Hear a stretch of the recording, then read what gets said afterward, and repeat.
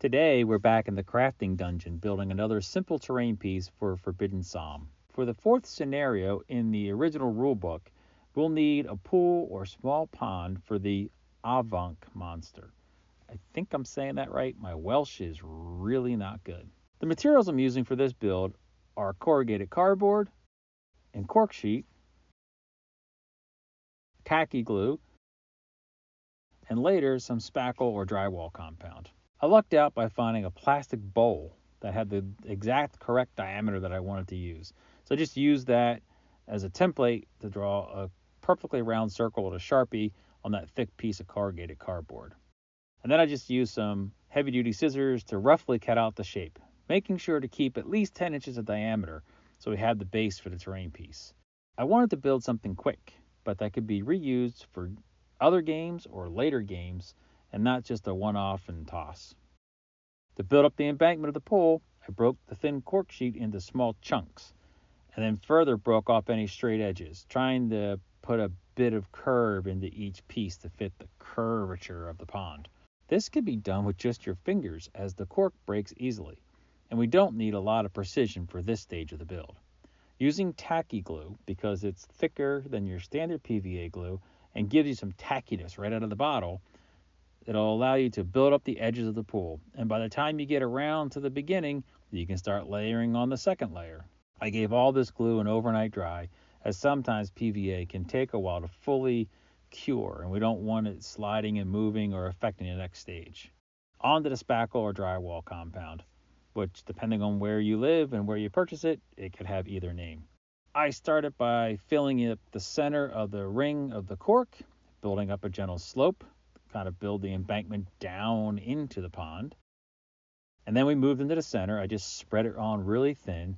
You don't want it super thick or it might crack when it dries. Finally, I just used my fingers to spread the spackle all over the top of the cork and down to the sides of the pool. As you can see in the photo, I did sprinkle some fine sand over the wet spackle, but I forgot to turn the recorder on. Again, I left this to dry overnight.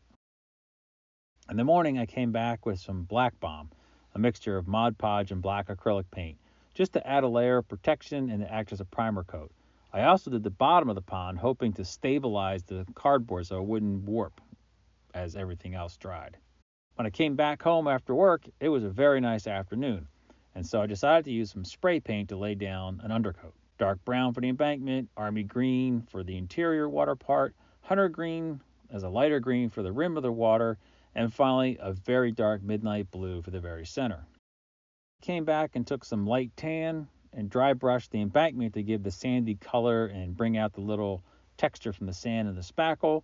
I also went back over the interior with some crafty paints because the spray paint colors just didn't pop the way I wanted them to.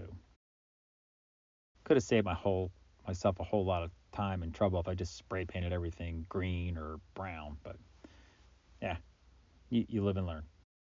Time for some static grass. Straight from the bottle, white PVA glue is what I use for sticking down the light green 2mm grass.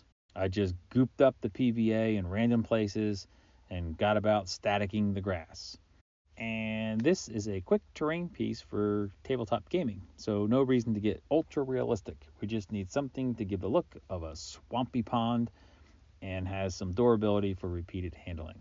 After the light green was about half dry, say 20-30 minutes, I came back with some 4mm medium green colored grass and placed the glue mostly in the patches that didn't cover with the 2mm, but I did have some overlap. After giving the glue, again, another overnight dry, it was time to clean up the grass that wasn't glued down and get to adding some water to the pool. I used Woodland Scenics Realistic Water. It's a bit pricey, but I have about half a bottle left over from anything that kind of needed a water-related project. I've been using this stuff.